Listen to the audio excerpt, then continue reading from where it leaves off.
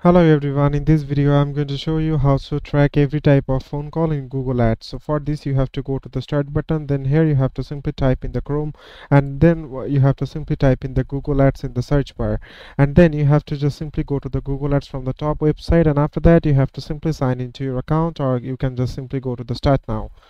After signing in, it will simply take you to this page. From here you have to simply click on the goals in the left hand side, and here you have to simply click on the conversions. And once you click on the conversions, here you will get the option of summary. A summary, you have to just simply click on it. Then here you have to just simply click on the create conversion action. And once you click on the create conversion action, it will simply take you to this page. So here you have to choose select the kind of conversions you want to track. Then you have to just simply click on the phone calls. Then scroll down below, and here you can see the calls from ads using call assets or call ads. Just simply click on it, then there you have to click on continue. And then it will simply take you to this page. Here you can type in the conversion name, value, count, or whatever it is, and then you have to just simply scroll down again. And after scrolling down, you have to just simply go to the back to the summary page again by clicking on the top previous icon from there.